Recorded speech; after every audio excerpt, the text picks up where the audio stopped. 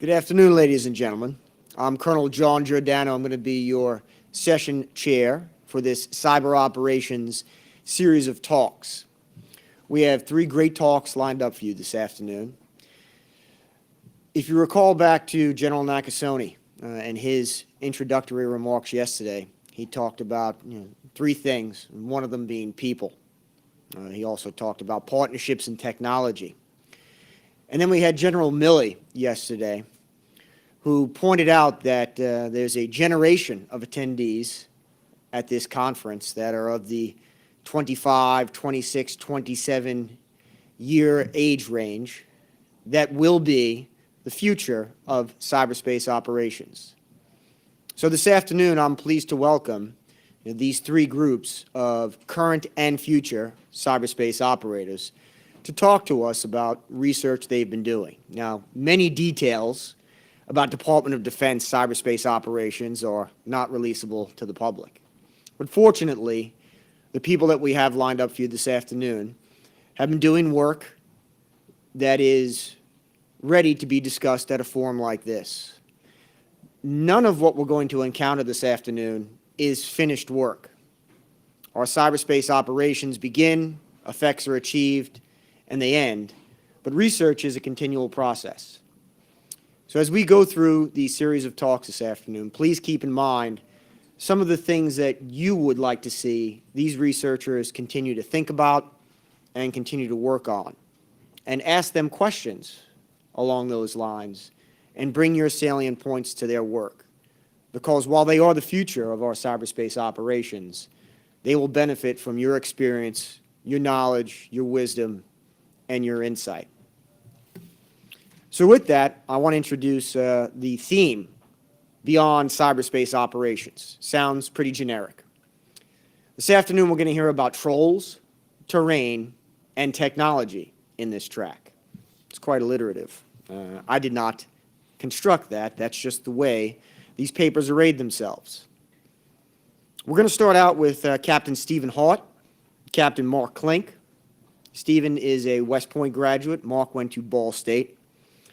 And they just recently graduated from our Army Cyber School down at Fort Gordon in Georgia. And they are currently involved in cyberspace operations at Fort Meade. They're going to talk to you about the use of trolls, now not literally trolls, but trolling as a technique in order to achieve effects in the operational environment. So with that, I'll invite our speakers up, Stephen and Mark.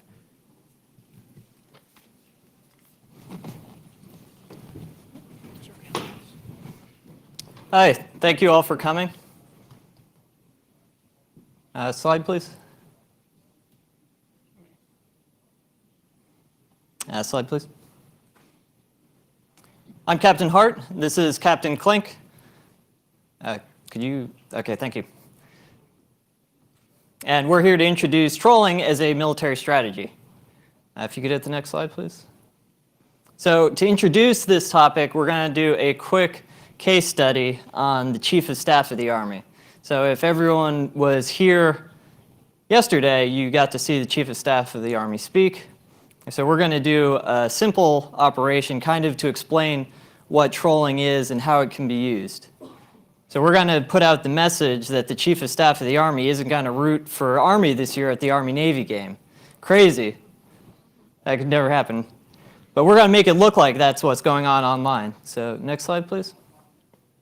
So how we're going to start this operation is we're going to take his official page at army.mil and make it look a little different. This is already a trusted, credible site. All the graphics are put together, all the text is put together for us, and we could use a tool to just download it and serve it up from somewhere else. Slide, please. So for $12 a year, you can have markamilley.com. And this is from Google Domains, and I'm sure there are other senior leaders that are equally available for that low price. Slide, please. So what we put together is we put on his page, or a replica of his page, the message that he doesn't want to root for Army this year because those officers are a bunch of jerks. And so what this is this is a page that could be out there now on markamillie.com, which if someone were to Google him or Google the Army or the Army-Navy game or use any search engine, could be included in the results. And then if that were to be combined with social media, now you have an avenue for a trusted, credible, appearing site, which isn't the real thing, which people could take to believe that the Chief of Staff of the Army isn't rooting for his own team. So. All right, so to illustrate some of the background of what we're considering or what we're calling trolling, we've kind of defined two different eras in the trolling history. So first we have the internet age of trolling.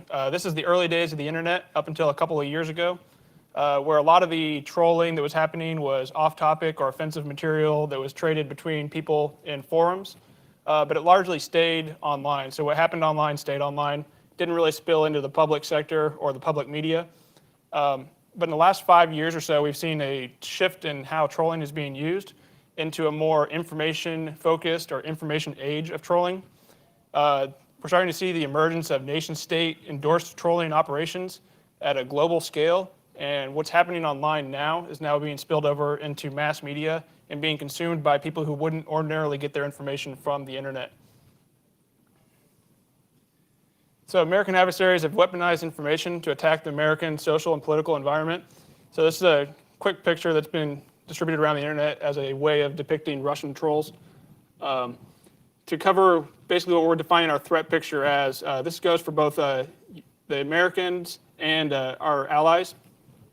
It's estimated anywhere between 500,000 and 2 million full-time paid Chinese trolls are in effect at any given time. This is based off a research study by Harvard University. We're seeing similar numbers of about 1,000 people that are paid full-time trolls in the country of Russia. And both of these countries, along with numerous other countries around the world and other organizations, are using trolling as a way of influencing popular opinion and using a lot of targeted advertising techniques which are gleaned from the marketing industry in conjunction with kinetic warfare and what's being coined as a new form of hybrid warfare.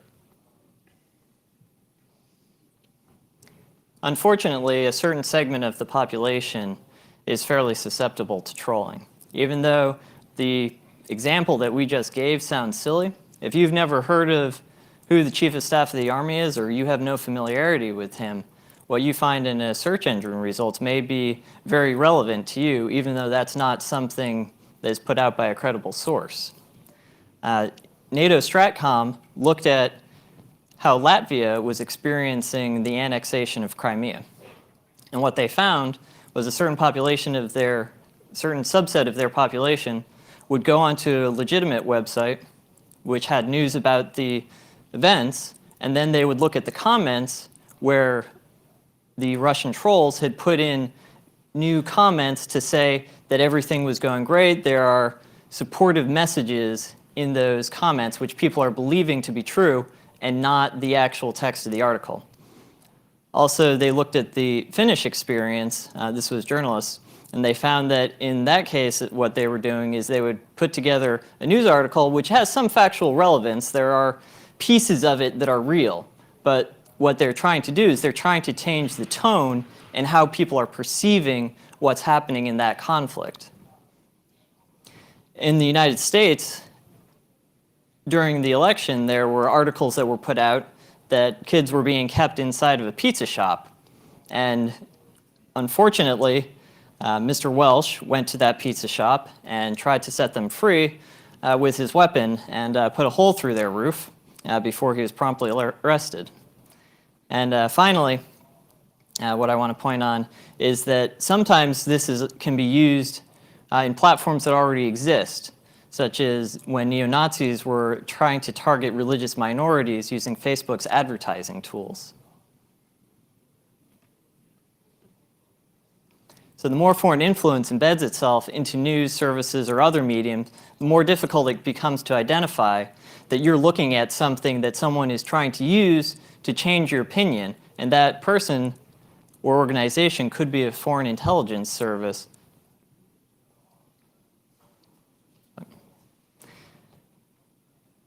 So what we think is most relevant in the immediate future is to develop the capability to defend against troll operations. So a defensive troll operation would identify, destroy, and neutralize foreign trolls operating on the cyber personas of Americans and its allies, their leaders, institutions, and persons. And they can start doing that by attributing who is actually putting out that information, getting to the sources. And they can also look at if a news source is coming from somewhere that is illegitimate or puts out a narrative that is always consistent with a certain intelligence source. You could conduct a counterattack where you are stopping the trolls from putting out their message by either taking their access away or conducting a physical removal. And then you could attrit them. So in the case study that we provided earlier, those domain names were $12. So that's a pretty cheap target for someone that's trying to have an effect at low cost. So making it more difficult for them to get into this space and make it so that that isn't attractive to them. You can also try to identify them using machine learning, artificial intelligence, and crawling the web to see where they're appearing and stop that site from reproducing material before it becomes available to viewers. And then an interesting concept we came up with is what we're calling counter-trolling, where you're setting up a message where they're operating from so that they don't even want to do that. And probably what's going to be most important to General Milley after he hears about this talk is providing a VIP cyber persona monitoring and defense service so that those leaders that are in the US are not having their cyber personas trolled and that they can be protected. So as with any military operation, there are spectrums throughout times of armed conflict of what's right and what's wrong and what's applicable or what fits the laws of armed conflict. Defensive troll operations can be used within any part of that spectrum of armed conflict, whereas offensive troll operations are going to get more into times of immediate necessity or even like kinetic conflict times. So offensive troll operations are going to leverage a lot of technologies from the marketing industry. Specifically, we're looking at computers as persuasive technology, which is a concept coined by Dr. B.J. Fogg of Stanford University. This is a concept stating that you can use technology to elicit some sort of action or response from an individual. So like a lot of you guys have smartwatches that will vibrate to remind you to keep moving or stay active. We can use that same technology to kind of elicit some sort of response from our adversaries or people through social networking or via the internet. And we can scale that same technology in what's known as mass interpersonal persuasion as we try and push a message out throughout an entire populace or region of the planet and motivate an entire group of people to buy into our agenda or our strategic objectives. And then we're also not going to rule out the work that's already been done in the non-cyberspace realms with military information support operations and information operations. Then within offensive troll operations, we've divided it up into two different categories. So we have individual-focused troll operations, then organizational-focused troll operations. So individual-focused are targeting a single individual person and their one or many cyber personas. So we're looking at all the social networking accounts or all the points of presence that a single individual has within cyberspace. Here we're trying to discredit them through embarrassment or exposure. So it doesn't have to be the dissemination of false information to discredit an individual. We can disseminate truthful information that's backed by facts in order to discredit a foreign adversary or target's influence or ability to influence within cyberspace. And then that will in turn damage the person's reputation and hopefully dissuade people from following them within whatever technical means that they're using. Or we can use denial of service on that cyber persona and completely prohibit the individual from using or accessing their cyber persona. And then organizational focused troll operations are much larger scale, so we're using a lot of the same concepts as degrading trust or reputation damage, but we're using this in conjunction with machine learning, and we're targeting multiple physical individuals and their multiple cyber personas. So as you can imagine, multiple people probably have access to any organization's social networking accounts or points of presence within cyberspace. So we're looking at targeting a much larger group of people and a much larger capabilities and maybe even a global span as opposed to targeting a single individual. And then here towards the bottom, we even get into modifying information at the source. So this is where we'd use existing means to modify the message that the organization wants to send before the organization sends it out. So we can kind of get the jump on them, and it would appear from the end user's perspective that the message is legitimate because it's coming from the organization. However, we've interjected our own strategic goals and objectives into that message before it was disseminated. But with any military operation, there's a number of considerations, and we don't have enough time within the scope of our paper or during this talk to cover everything that needs to be covered for troll operations.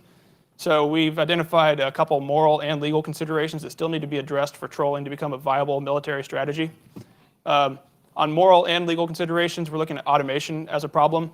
So as we automate the dissemination of messages throughout cyberspace, we run into legal considerations for disseminating messages on our partners' websites or using social media platforms to disseminate those messages. And we also run into moral implications by potentially having unintended audiences receive our messages. And we also run into moral considerations when it comes to straying from the Army values. So it's not our intention in any way to stray from the Army values or to disseminate false information unless absolutely necessary in times of armed conflict. And then legal considerations, the authorities within cyberspace are already pretty gray and pretty hard to understand. So interjecting influence and information operations into those domains is going to be an ongoing problem that we don't have an answer for right now. What we'd like to leave you here today with is that American adversaries are attacking American cyber personas, and the U.S. Army and the United States must combat them. So go Army, beat Navy. If you have any questions, we'd like to open up the floor now to your questions.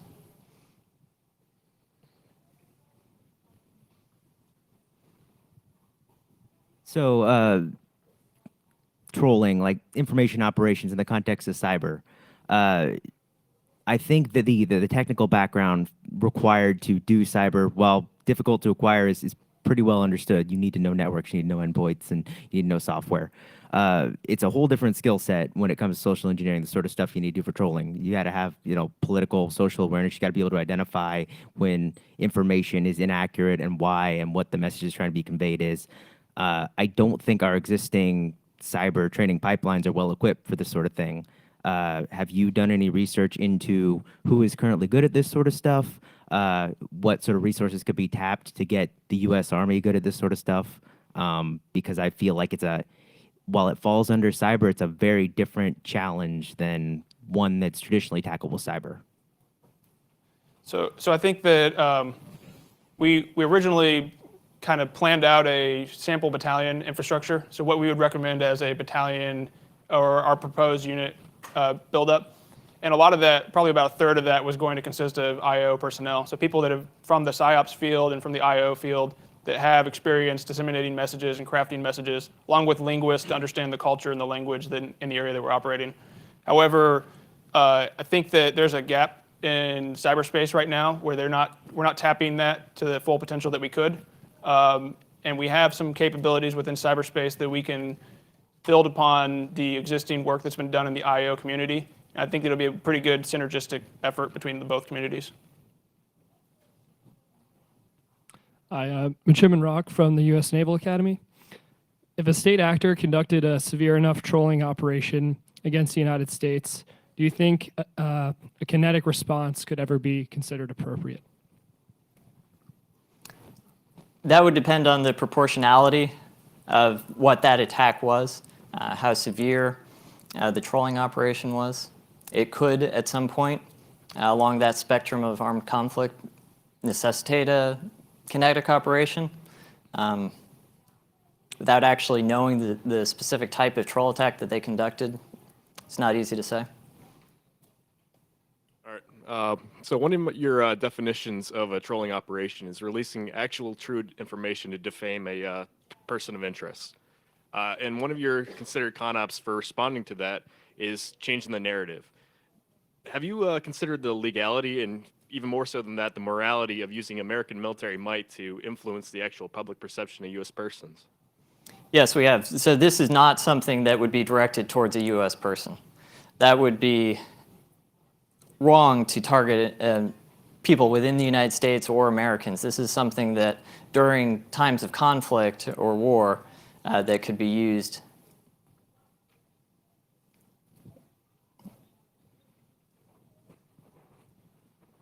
Hey, good afternoon. Lieutenant Colonel Whiskey Man, I'm out of CENTCOM. I don't know if the mic is working or not. It is? Okay. We can hear you, sir. Then it's all good. Two quick questions for you. What's the difference between MISO and IO in your paper?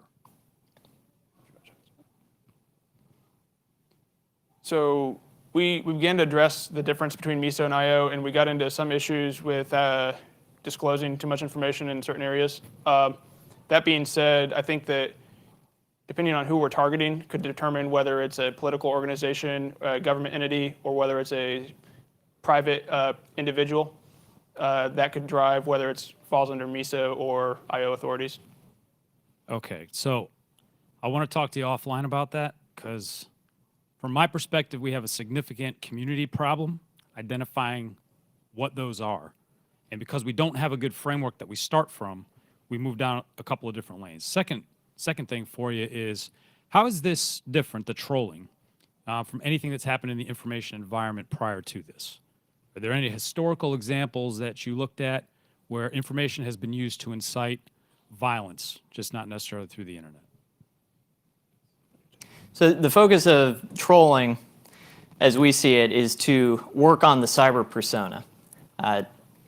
Other operations can take place against the person as they exist in the physical world, and combining those operations certainly has its challenges.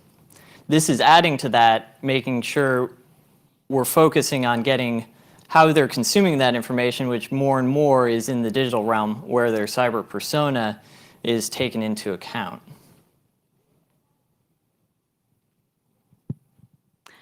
I have a question. You had a slide that was talking about the moral and legal aspects. Right. And there was one in particular in the moral saying that you don't want to hurt the person after the war has finished or the conflict has finished for them to continue on with their life. I was wondering, is there a way that you could spin all of this around and make everything positive for the people that you're trying to affect, not the person that you're trying to demean, for example? So to be more specific, if there was, for example, an adversary leadership that was of interest to be targeted in a trolling campaign, instead of trolling that administration, what if it was the people who we were trying to reach and telling them how amazing they are?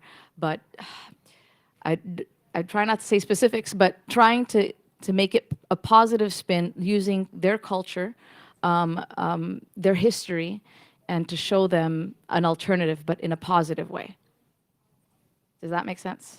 Right, so that's certainly a possibility to put out a message directly to whatever population that you're targeting and making that message positive. What we meant by that particular comment on the slide is that if you do set someone up so that their reputation is damaged and no one wants to follow them anymore, do they have the ability to, after that conflict has ceased, put themselves back together after whatever's happened to them, and are they still able to function? And that's a significant moral challenge, especially when you're dealing with something that is a non-lethal operation, that they should still have the right to be able to continue living and continue being a viable person afterwards. Hi. So I have just one quick question. Coming from a cyber planning background, trolling operations sounds very great.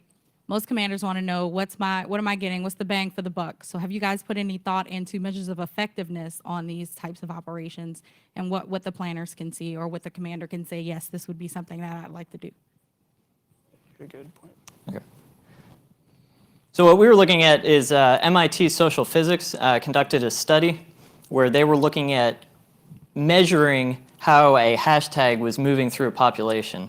So you could use that to measure your effectiveness. So if in that case, if your audience is using a hashtag to see how that moves through a population, and what they're looking for is people that are particularly well connected to whatever message is moving through, and you can measure it by following those nodes and how many other people within that friend group or social network are also receiving the message.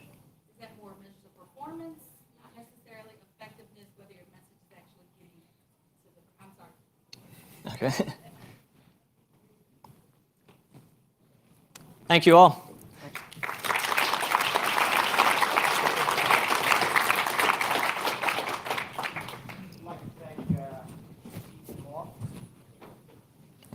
Did a fine job presenting your work, also for pulling off the often difficult tag team talk here. Stephen going without the benefit of a podium to get some cover, concealment, and defilade. Also wanted to thank the audience members for providing engagement through your questions and inquisitiveness. We want our cyberspace operators in the Army and in the Department of Defense to learn and to improve, through their interactions with the operational environment, but we also want them to do that, through education and training. So this is an opportunity for them to bring you their thoughts and for you to exchange that, your perception with them, and hopefully shape their work going forward. So Stephen and Mark, I'd like to see you continue down this path and flesh out this idea of trolling, particularly answering the mail with regards to how we measure the effectiveness of that activity. So thank you again, Stephen and Mark. Next, we have Air Force Captain Jeff Guyan, who's coming to us from the Air Force Institute of Technology and Wright-Patterson Air Force Base. He's got a background in cybersecurity, and right now he's a master's student out there at AFIT. And he and his collaborator have done some work on mission mapping with regards to key cyber terrain. And what we will see is that the missions that traverse our Department of Defense network are often not well understood with regards to how they correlate to cyber key terrain in cyber, mission-relevant cyber terrain. I think you used all three in the paper, which was providing good coverage for the vagaries of natural language. But the concept is still there that we need to understand which components of our infrastructure on our Department of Defense networks are key at any point in time. So I'd like to ask Jeff to come up and begin his talk on the terrain part of our session this afternoon. Jeff? Thank you, sir, for the introduction. Good afternoon, everyone. I'm going to talk about cyber terrain mission mapping. I'm going to give a little background on some stuff that will help understand what mission mapping is, and then talk about some methods and tools that can be used for mission mapping. So what is the problem? I don't think I have to fight too hard to express that missions within the DoD are pretty critically dependent on cyberspace, especially a lot of the speakers we've heard, throughout this conference. It's not only is cyberspace a domain of warfare, but it's also something that other domains of warfare are reliant on in order to be more efficient in conducting operations and missions in those domains.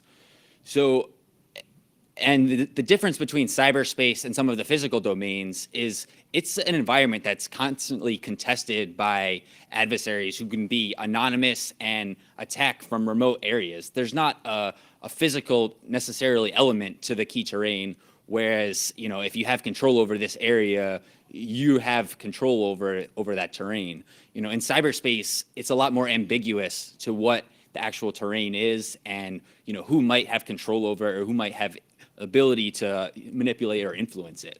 And this kind of brings up the problem that our missions don't necessarily understand all of their dependencies that they might have on cyberspace. And there's sort of a disconnect between your mission side, operations side, and your, IT service provider or cyber defense forces on whose responsibility it is to, make sure that mission happens and make sure that the terrain is protected. So currently, we take a very IT-centric approach to cybersecurity. We're trying to protect everything pretty equally. You have your defense in depth, your firewall, intrusion detection, vulnerability management programs. But the computer that I check my email on isn't as important as a computer at the command post that sends out alerts to the entire base, if an incident happens, or a system that's used to, coordinate air refueling missions at multiple bases and, organizations. So how do we identify what are those most important systems, and how do we prioritize our actual cyber defense efforts to focus on those systems that are going to be most critical to mission execution? So I spoke a little on the flip side, where there's that disconnect between mission owners and your system owners or administrators or cyber defense forces. And our cyber risk assessments, so for anyone that's been through like a CCRI, know that they score the network on a baseline. You get a score based on how many vulnerabilities are on your network and how you're compliant with all the STIGs that DISA sets forth. Not necessarily how your base or organization is able to perform the mission that's been tasked to that. So that's sort of where we're currently at. And in the future, we're exploring the concept of moving towards mission assurance. So in the Air Force, we have an initiative to provide an active defense capability at a base level. So, we have our national mission forces and our cyber mission teams, but also at a base level, they need the ability to provide mission assurance of their own bases. So we're looking at, providing a mission owner an active defense capability and exploring, what mission assurance looks like. So, the definition is you're able to perform the assigned tasks in accordance with whatever the plan is. So we see a couple mission assurance methodologies, one from Air Force Research Lab, one from MITRE, and they're two pretty similar processes, actually. So first, you have to understand what the mission is and identify and prioritize what are those mission essential functions, what needs to happen for a mission to execute, or what would constitute a mission failure. Then you have to map out those dependencies on each of the key tasks to how they rely on cyber assets in order to perform those tasks. What's the criticality and the mission impact of those items? Then you could do vulnerability assessment and threat assessment to figure out what are vulnerabilities and threats to those specific cyber assets. Then you get into the risk area where you're mitigating risk or remediating vulnerabilities to an acceptable level. And I was actually doing some light reading last night of one of the conference materials. And actually the first paper by Admiral Barrett is cybersecurity, focusing on readiness and resiliency for mission assurance. And she points out actually a lot of the similar processes. Understanding what needs to be defended for mission assurance is the first step to building a more resilient warfighting platform. And after a commander articulates their no-fail missions, they then identify cyber key terrain supporting the operational platform for information to be used to successfully execute those missions. So that brings us to what we're going to explore further is cyber mission mapping. Actually identifying what the key terrain is for those specific missions. How do the mission components depend on cyber components in order to execute? And not just that, but also how do cyber components depend on each other? Because most of the time, our systems are very complex now. They're systems of systems that rely on pulling information from a variety of different sources in order to actually generate a service or provide a piece of information.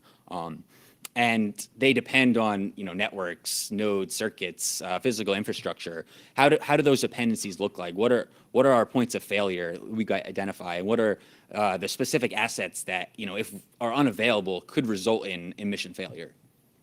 So a pretty simple example, oversimplified, but here's what a basic example of mission mapping looks like: is you have your operational objectives, break it down to a series of tasks that need to be accomplished, and then break those down into the systems supporting that. And then from there, you could further look to see what specific circuits, nodes, and physical infrastructures might be supporting those systems.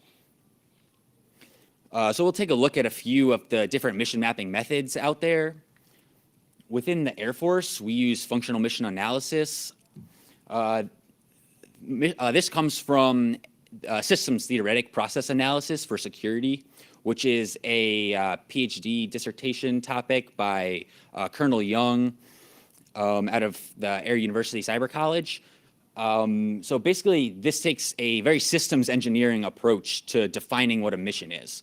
So you have your overall mission objectives at a high level, and they require some piece of information. They send some sort of command or interact with different systems, and the systems respond with a piece of information back to them. And this creates sort of a control loop of information, which is very well known in systems engineering communities. I don't really have this strong background in the topic, but the idea is you work with the mission commander to identify what the goals and unacceptable losses to that mission are, and then how can certain system states or signals that might come from the systems result in hazardous conditions, which could then result in an unacceptable loss occurring.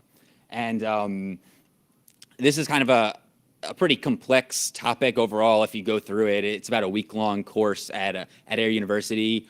So I'm not going to get into too much detail in it, but this is what a lot of the methodologies that our cyber protection teams within the Air Force are using to map out missions and perform survey missions for mission owners to look for risks to their missions. MITRE developed crown jewel analysis, which identifies the cyber assets that are most critical to a mission, and those are your crown jewels. So it involves pretty similarly breaking down a mission into what its dependencies on cyber. So you see at the top, here are your mission objectives. They're going to come from the mission owner, what needs to be accomplished. Then you have your specific tasks that need to occur in order to accomplish those objectives. They each depend on information assets in order to be able to complete that specific tasks. And then those information assets are produced by cyber assets, which are your actual physical cyber devices, systems, applications, or services.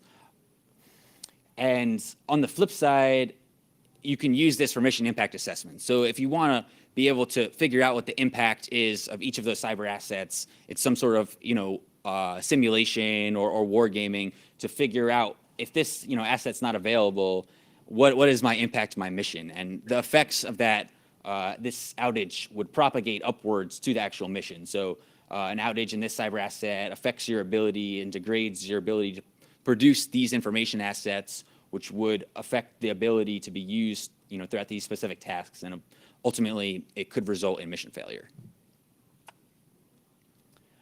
Impact dependency graphs are a mathematical abstraction of missions, tasks, and assets.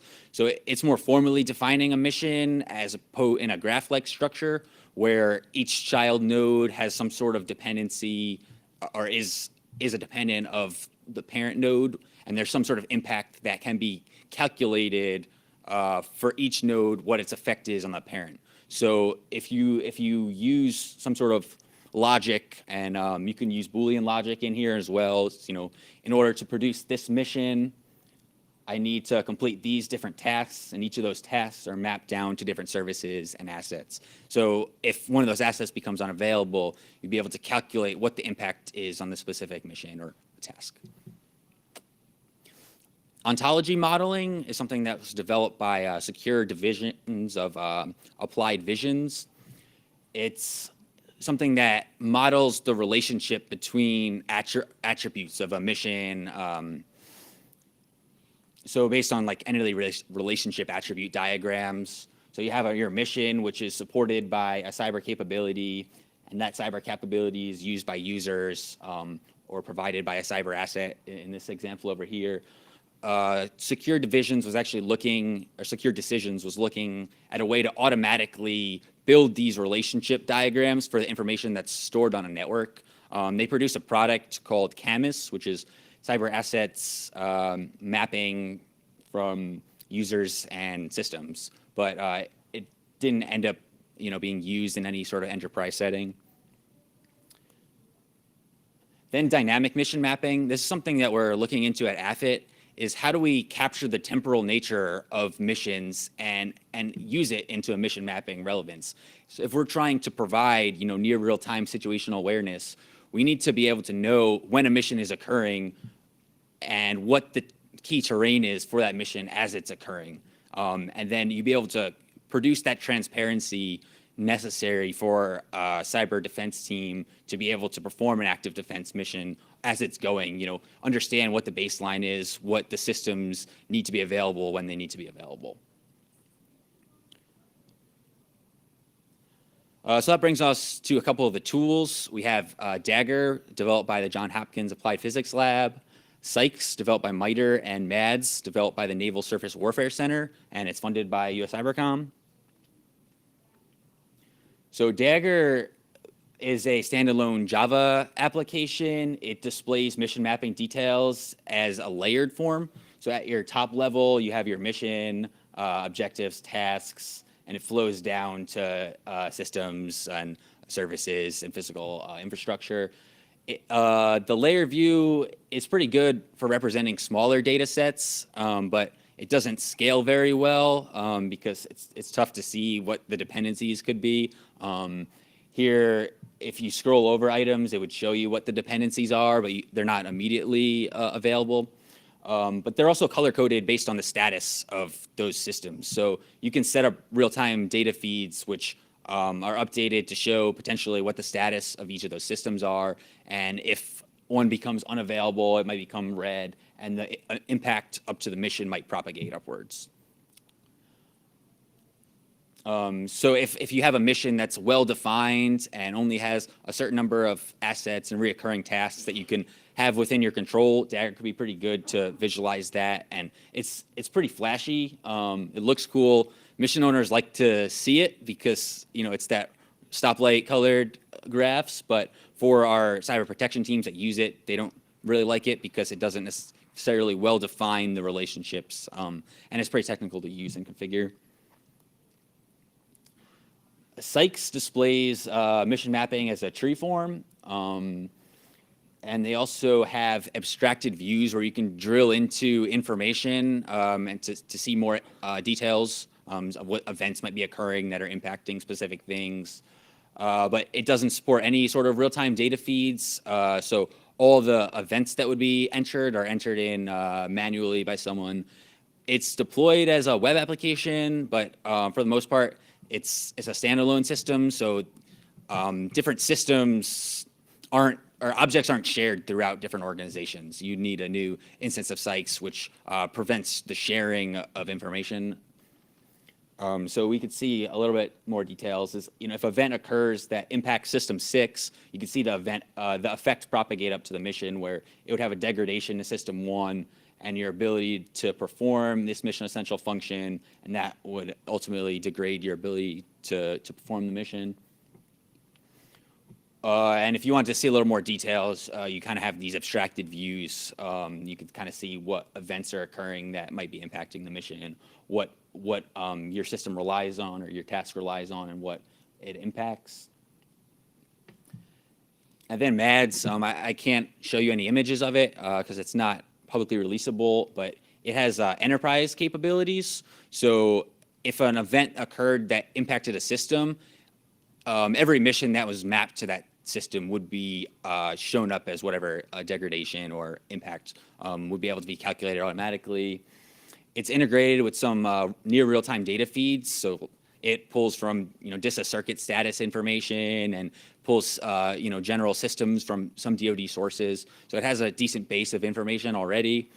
However, it requires a lot of data entry to add new objects and to create impact assessments, pretty DoD-like, to require lots of documentation, and it's not too user-friendly. Different pieces of information are stored throughout the system. It could be hard to figure out what you need at certain times. So some of the shortfalls of the tools we've seen is that they're very technical to use and understand. They're sort of built by technicians for technicians. They're not always great to try to show to a mission owner to have them immediately be able to understand what is going on in this system. It requires some sort of translation. They all require manual data entry, so gathering this information takes a lot of work. You're interviewing mission owners, planners, operators, subject matter experts throughout the network to try to figure out and build these maps. They take a long time to build and populate, and it's a challenge to be able to maintain them, for them to be useful. All of the tools had a very static representation of missions, so aren't capturing this temporal aspect, whereas you just have an overarching high-level mission object, not really capturing that tactical level mission for more real-time situational awareness. And they're not capturing information flows. So the real reason you rely on a system is because it's producing information that you need. If there are other ways to capture that source of information, it's tough to recognize that in just a regular tree structure. There needs to be a way to capture what information could be flowing through these objects and what the value of that information is. And then they all lack the ability to perform a risk assessment. So mission impact assessments are good, but they're reactive. They're responding to a certain event and telling a mission owner, hey, this is the battle damage assessment. This is what's going on. Whereas a risk assessment is proactive.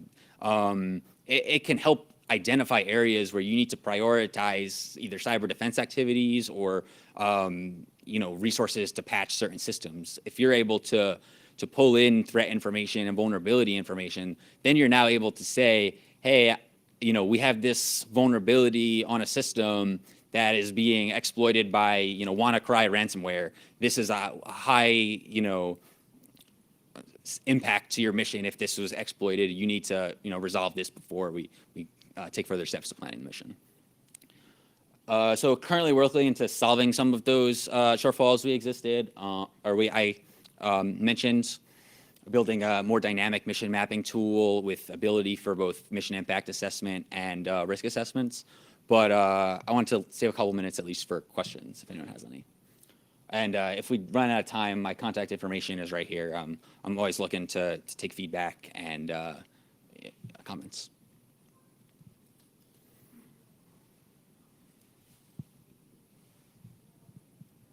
Hi, my name is Hannah. I'm in grad school too, so I understand what you're going through with that. I'm wondering if you've started looking into specifics for doing risk assessments, because I'm assuming since this is like a framework, you're not actually going to be looking at like an active system. Maybe you're looking more for like metrics on like if there's a vulnerability, how easy it is to exploit, by what threat, with what capabilities. Is that correct? Right. So that was some follow-up work that I've been working on. Upcoming in March, the International Conference on Cyber Conflict and Warfare and Security or something, ICCWS. I'll be presenting on cyber risk assessments using this mission mapping framework. So if you're interested in more, we can talk offline. John Eubank here with Enlighten IT Consulting. MADS, I believe, actually just transferred over to Air Force under the Joint Cyber C2 program. So I think there's much better direction there to reinvent what MADS is. And I know APL was walking around, so might want to keep the comments about Dagger on the down low. But the hardest part of all of this is the data at the end of the day.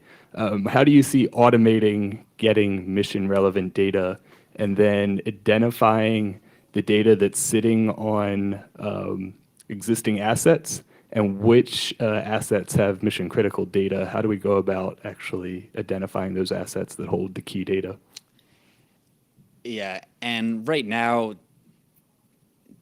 there isn't a reliable way to automatically pull that sort of information at all. It does require a lot of rigorous work to, interview all the different stakeholders responsible for executing a mission and really building out that mission map that isn't always available for the operators. Sometimes, a mission owner doesn't really understand even how their mission executes, is what we've sort of seen from our cyber protection teams going out and doing FMA on missions, is you kind of realize things that may be vulnerabilities to the actual process itself, as opposed to, it's different systems that are on the network.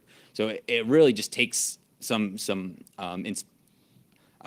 just retrospective looking into what the mission, how it's occurring, and then figuring out what are the actual unacceptable losses for that mission, what it can, your no-fail list, as Admiral Barrett put, and figure out how that information is captured and what can cause it to fail, I think. So it's a lot of work, ultimately.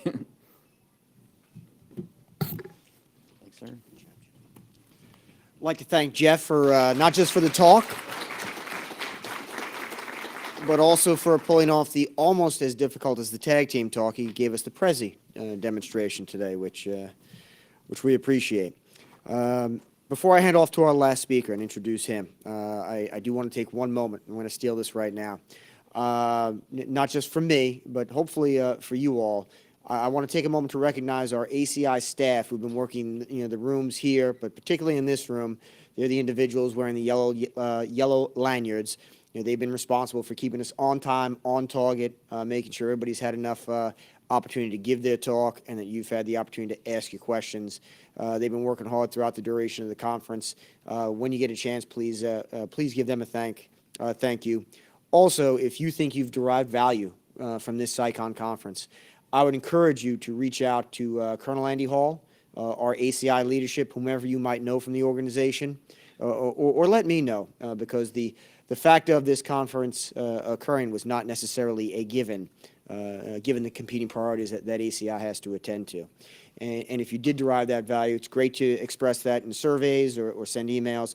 But that human dynamic, that human element, that people part of the equation, reach out to those ACI leaders and let them know how much you got out of this and what you might have thought of the event, so that hopefully that will contribute to sustaining this going forward. So this will be our last talk for this session. This is our last paper track before we move across over to the Atrium Hall for our last two keynotes. So I hope you've enjoyed what you've gotten out of cyber operations. Right now, we're going to hand off to our last speaker, Major Rock Stevens, who's currently a student at the Navy War College up in Rhode Island. Rock is a lifelong learner. He's graduated from West Point. He is working on a master's degree while at the War College. He's all but dissertation at the University of Maryland. And Rock has looked at a problem which I characterize as, and he characterizes as, undisciplined integration of technology into combat systems. So Rock is going to talk about what he sees as potential vulnerabilities, and going forward from this talk, hopefully he's going to be contributing to those solutions as he becomes a leader in cyber operations for the Army and for the Department of Defense. So with that, Major Rock Stevens. Appreciate it, sir. Finish strong. It's an absolute pleasure to present this research to you all. It's also great to see so many friendly faces in the crowd, so hopefully it's enjoyable for you to sit through the next 25 minutes. Change things up. If you have any questions throughout the presentation, please raise your hand. We'll get a mic too, and go ahead and answer it as we go along.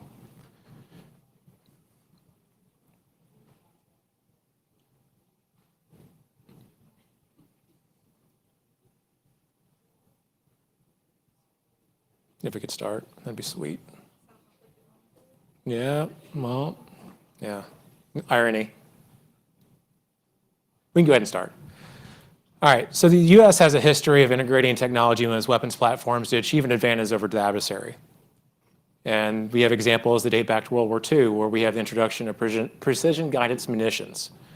Moving forward, we have the development and integration of stealth technologies. And even on the modern day battlefield, we see the implementation of tactical, all the way up to strategic drones, as we're able to synchronize the effects of weapon systems on the battlefield to achieve a victory over our adversaries. Just don't have that slide deck up. But moving forward, we can see how the United States has continued its interest in integrating technology through the 2017 defense budget proposal. And in this, there are 5 tenets.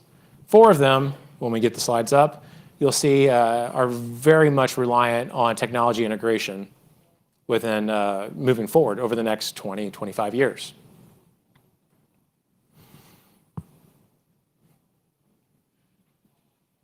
We can come back to those. So going forward to slide 4. Yeah, so now that we understand, the United States military's history integrating these within our combat platforms, where we want to go forward, we also need to understand the current environment when it deals with vulnerabilities within technologies. There was a 2016 survey of IT systems within the Department of Defense done by the Government Accountability Office that found the Department of Defense is spending a lot of money on maintaining legacy systems. Maintaining legacy systems across the entire enterprise. Namely, one thing I found laughable was the utilization of 8-inch floppy disks to manage our nuclear command and control systems. So critics of this will say, well, actually, 8-inch floppies are technology that predate the first computer virus. So this is probably more secure than anything we're running right now. That might be true. However, as we begin to layer new technologies and new digital sensors within these command and control systems, they're able to inherit modern day vulnerabilities into these legacy systems, and worse off, they're creating new vulnerabilities that we hadn't seen before when you have this marriage of modern technologies and old systems. Almost. All right, so other examples that I want to call out from modern media that we've seen is, for one, 2007, the Department of Energy had Project Aurora, where they had a generator connected to a network system, launched a cyber network attack against it, resulting in a big boom. A couple years later, in Germany, we see another steel mill explode due to a cyber attack. Steel production is something that's existed since the 1800s, and it's nothing new to Germany and what they did, but how they're layered new digital sensors. There we are. Can we go back one? Yeah. So if any of you are interested in the actual defense budget, those last 5 tenets on there are the ones I was talking about, and the last 4 being the ones that very much require technology integration within the weapons platforms. Any chance we can full screen it, please? Thank you. All right, so back to the German steel mill. Well, we saw, what happens when you have layered technologies on top of it and resulting in a catastrophic loss. There are no reported casualties with it, but, it's still an unfortunate event. And this year, we saw the RAND Corporation publish the white paper, 0 Day, 1,000 Nights. One of the key findings from this paper was that it takes vendors approximately 6.9 years to identify and fix vulnerabilities within their own software base. On the flip side, we look at what the adversaries are able to do. On average, 22 days to identify a vulnerability and weaponize it into a working exploit. Given that asymmetric difference between attackers and defenders, it's something that we must consider as we continue to rely on technology for winning our nation's wars. Lastly, I'd like to bring attention to the 2017 Defense Science Board Task Force, which had some interesting findings. One good thing that we are doing is that we have program protection plans in place for all new acquisition systems, where the IT and digital components of all weapons are being thoroughly audited for security. On the flip side of that, these PPPs did not exist for anything that's already fielded within our modern fleet. So we simply don't know and don't have the mechanisms in place to force the manufacturers of these weapon platforms to go back and do an audit. So throughout the paper that complements this presentation, we use the joint functions that are defined in Joint Publication 1.0 and 3.0, as well as the operational factors of time, space, and force to talk about how vulnerabilities within our technology that we integrate with the weapons platforms could result in a catastrophic loss of life for our troops. Throughout this presentation, I'll be focusing on the joint functions, and each one of them alone is important, but you also must consider how they all feed upon one another, and we'll touch on that throughout the presentation. Command and control. One essential element of command and control is the command and control systems that enable that, a shared operation platform. Well, an essential element of that is our reliance on GPS. All of you have phones on you right now that have GPS sensors in it. And we've seen a rise in commercial off-the-shelf capabilities. For as cheap as $20, you can buy a GPS spoofer and jammer.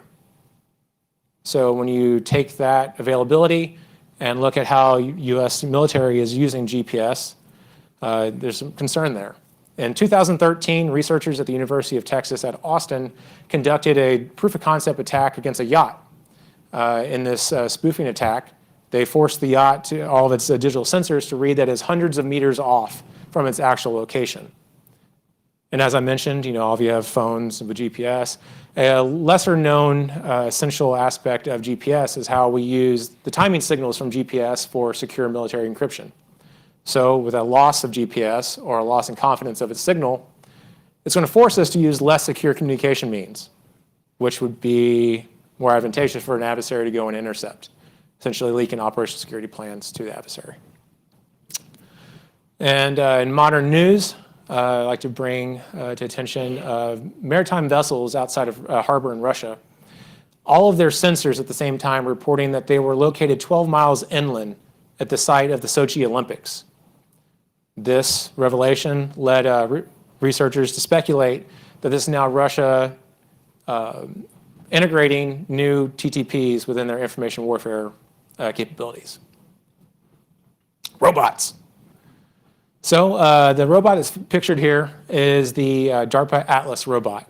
And the intent for this design is to assist with humanitarian assistance and disaster relief. So you can imagine a Fukushima-style event where we want to help out a partner, yet we're not willing to risk lives in such a non-permissible environment.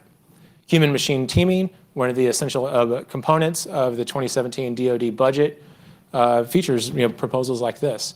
And as we begin to look at ways to integrate robots within our own TTPs, and also decisions that we might have to weaponize these robots, something that we must concern ourselves with is, how do we trust the integrity of the signals that are sent to these robots? Furthermore, how do we ensure that only friendly forces are assessing them? Well,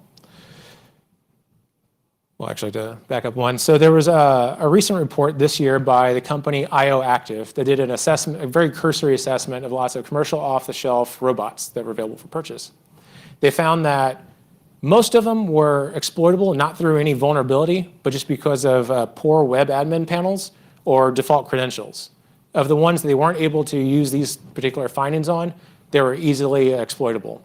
In my other life as a researcher at the University of Maryland, we did some exploitation of computer vision systems, giving it a faulty input and taking full control over the system after the fact.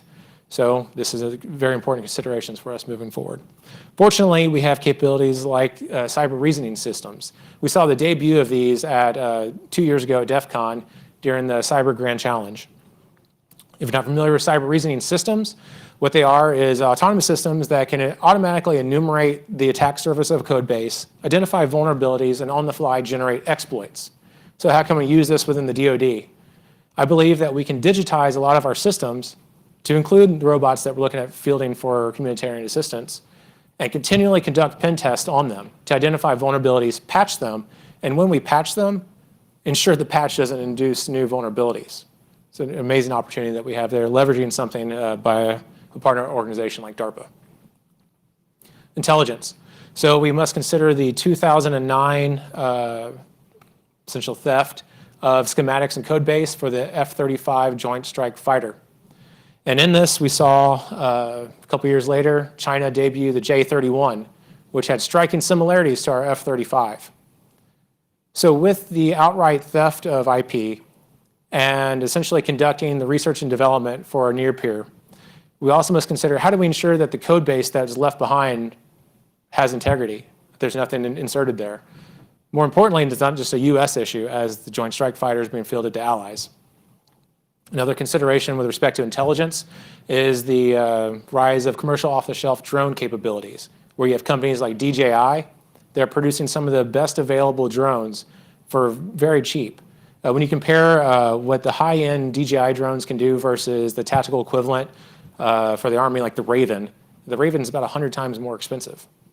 So when you have a particular operation where you want a one-time use of a drone, well, we need it quickly. It might make sense to go out and purchase an off-the-shelf, and we don't care if it comes back or not. One consideration is, security researchers identified a covert back channel that was uploading metadata to DJI. DJI is a Chinese company, and as we understand relations with China and the companies that operate within its borders, we can postulate that there's going to be third-party access of all metadata for every drone that DJI has fielded. So with that, you understand why it'd be not advantageous for our operators to use these type of things on the battlefield. So the Army, showing its adaptiveness, has outright banned use of commercial off-the-shelf drones for use in combat operations, showing that, hey, presented with evidence, we can take the appropriate policy actions. Sustainment. We are absolutely unable to win our nation wars in a prolonged engagement without secure lines of communication. With that, we must consider, how do we conduct sustainment? There's an increased reliance on commercial partners for doing a lot of the heavy lifting for the US military. And because of that, we've pushed a lot of our sustainment down to the unclassified networks. So if there's an operation that wants to have a shipment from A to B, and let's say it's going over an unclassified wire, and we're using insecure protocols such as file transfer protocol, which transmits usernames, passwords, and all the information in clear text, we can very easily imagine a scenario where there's a man in the middle, where instead of going from A to B, it's now diverted to C. and an adversary has launched a denial of service attack on troops on the ground. So something that we readily need to assess is what security technologies are we integrated within our systems? And once something is identified as obsolete, how do we force the partners that created it for us to modernize it? So, how many systems do we have that still rely on MD5? Because of the hash collisions is obsolete. How many of our other systems use FTP? That's been replaced by secure copy and SSH. The fires. Earlier I talked about our desire for developing and fielding next generation precision guided munitions. But when a lot of these start using GPS for its accuracy, and then we lose that GPS capability or we can't trust it anymore, we have to revert back to dumb bombs. Dumb bombs are way cheaper than PGMs. And so a lot of people are like, hey, this is not a bad thing. It's not the end of the world. We can still conduct our missions. But if we look at the efficacy of dumb bombs in the Vietnam era, where we dropped 16 million tons of munitions over the country with very limited effects. And then also you must consider surface danger zones, where we have friendly forces in the area with inaccurate weapons. Are we putting our own troops at risk due to our reliance on now dumb bombs? So this is my favorite slide of the entire presentation, mainly because I get to make fun of Navy a little bit. And just an all around interesting slide. So I'll start in the bottom right, where we see the USS Guardian MCM5. On its maiden voyage outside the Philippines in 2013, the MCM5 mine countermeasure Avenger-class platform hit a shoal and never sailed again. So in the finest naval traditions, they fired the captain of that ship and conducted a full-bore investigation as to what happened. One of the findings was that a corrupt digital nautical chart was used in a transfer from origin to that ship. This DNC is used, much as your GPS navigation system in your phone tells you how to go from A to B to C all the way to your final destination. So when they actually hit the shoal, they believe the shoal was several miles away from its present destination. So you can imagine a scenario where we continue to not verify the integrity of DNCs, and an adversary is able to go in and successfully craft a malicious DNC that conducts a denial of service attack on all of our vessels. Something to be concerned of. Moving to the ground realm, 2013, researchers from the University of Washington were able to conduct 2 proof of concept attacks on brand new vehicles. And in these attacks, they were able to gain full control over the vehicle. And this was more publicized in 2015 by hacker Charlie Miller as he partnered with Wired magazine, resulting in a vehicle, 2015 Jeep, being operated by a driver, veering off onto the side of the road. And this was, again, because we have legacy systems. Cars are not a new thing, but because we're layering all the niceties of Bluetooth and all the modern digital sensors on it, we now have new vulnerabilities within traditionally secure platforms. Moving down to the air domain. Pictured here is an LUH-72 Lakota. It's a semi-autonomous bird that's used for light medevac and also VIP transport. In this, they also use a waypoint system where they upload where they want to go, the altitude along the way, hit go, and off they go. So as you can see, if we continue to use systems that don't verify the integrity of what we're giving it, we continue to put ourselves at risk. So moving forward, I've pitched what I think the military should do a couple of times, actually at a Cyber Talks a couple of years back, and I am going to stay with it. I think that we have some amazing opportunities internally, and that we have an amazing opportunity to provide robustness to our enterprise. A couple years ago, we saw the Hack the Pentagon program. And in this, when it went live, within 13 minutes, a vulnerability was disclosed that was verified. In addition, thousands came over afterwards. This is awesome. But this is a slide I stole from a presentation I gave at Usenix Lisa, a business conference last week.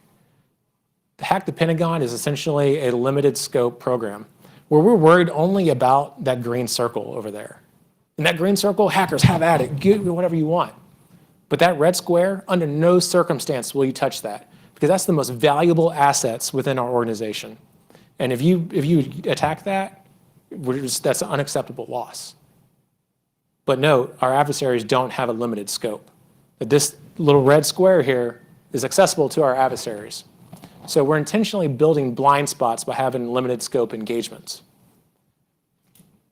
And not only is that something that we're allowing, we're advocating for, because stay out of my red box. So I've received some harsh criticism, lots of hate mail to my personal account pitching this. Because, oh yeah, we have cyber protection teams. We have other organizations that do internal assessments. Absolutely right. But then imagine the absolute enormous scale of digital systems across the Department of Defense. Do we have a network map of all the network systems of everything in the DoD? Do local networks have that? Right. So the efficacy of using these teams for doing the assessments, I just don't think is there. And if we have the cadre in-house with the capability, the clearance to do so, I think it's a shame that we're not. So this is another slide where I highlight Army leading the way with their efforts with cyber support to core and below. This article was featured on NPR, where we see our cyberspace operators at the tactical level conducting GPS jamming attacks against tankers. What happened was a catastrophic loss of life in the simulated event. And this is awesome, because what we're doing here is we're exposing these troops that are preparing for combat to a real-world vulnerability. I think we can take it one step forward. All these things I've talked about are unclassified, and they're proof of concepts publicly available. Let's use them. There's nothing sensitive here. Let's expose our troops to all of them, because operating systems with technology in them that are vulnerable is the new norm. So let's not wait until there's a high-intensity conflict when we have troops deployed that we allow them to experience this for the first time. You take into consideration the concept of stress inoculation, where they've experienced it over and over and over while you're training. So when it happens in real life, it's like, oh, hey, I've experienced this before. Let's get after it. So I'd like to leave you with a quote by General Stanley McChrystal. When General McChrystal was with the Rangers preparing his men for deployment, he understood that the OPFOR had absolutely stacked the team against him, that there was no way they could legitimately win at JRTC getting ready for this deployment. And then they realized, hey, let's game the game. Let's win this. And so with that, future combat would be unpredictable in nature. And winning at JRTC, with the odds stacked against us, would build the Rangers' confidence that we could win at anything. This was a commitment to fighting and winning the kind of war that we were in, not the one that we wanted. So by leveraging everything we can throw at troops that are preparing for combat, I think we can achieve this. You've given our troops the confidence they can go in and beat any adversary they face. So with that, I'd like to open it up for questions.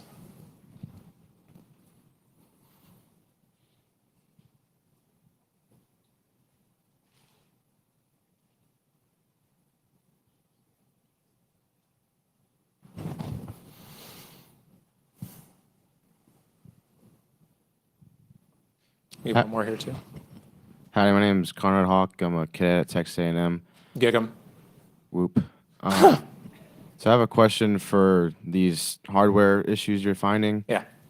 What areas specifically have you found that can have immediate turnarounds as far as securing these hardware systems that are having, with the tanks you just said?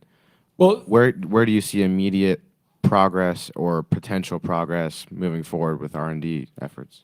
So I did a presentation a couple years ago at ShmooCon where we talked about the computer vision vulnerability. And we were able to control whatever we wanted, given it an ugly input. And with 4 lines of Python code, we're able to sanitize any of our exploits against it. And so, I mean, we need to understand what inputs are we allowing to touch our systems. And this is a software issue, there's a hardware issue. Are we allowing inputs? Because that's an attack vector that someone could leverage. And once we identify essentially a whitelist for what inputs we should allow and explicitly block everything else, that's going to fix a lot of problems. And then with the Darpa cyber reasoning systems, I think that's another way for us to achieve code coverage and continually assess the security of these platforms, even after they're fielded, If we have a digitized replica of a tank, of a LUH-72, of whatever, just let this bad boy crank on it repeatedly until we find vulnerabilities. And if nothing's found, then hey, we have a secure platform that's fielded. Oh, we're out. Okay. What would you say is, the lowest hanging fruit, and how would you garner support for some of these transitions that you're kind of advocating for? Yeah, so I think the Hack the Pentagon program was awesome, and that we have lots of metrics that support that this is a good idea. But there's no sensitive systems attached to pentagon.mil. So if we open this up to every .mil public-facing web domain, I think that's one step that we could go forward. And then baby steps forward to maybe one day there's a secret program, a top secret bug bounty program moving forward. Yeah, so thank you. Appreciate it, sir.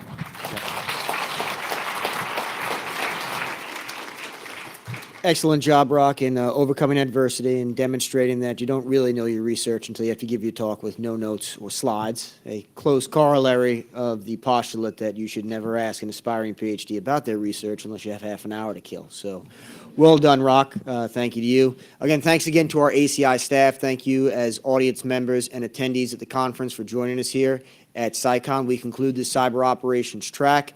If you have any additional questions for any of the presenters, I know that some of them put up their contact information. I know Rock will remain around. We had to cut things short to keep everything on time. We have 2 more keynote talks that will occur at the top of the hour, just across in the atrium hall. So I'd like to thank you again for joining us. Enjoy the rest of the conference. I look forward to seeing you and working with you all in the future. Have a good day.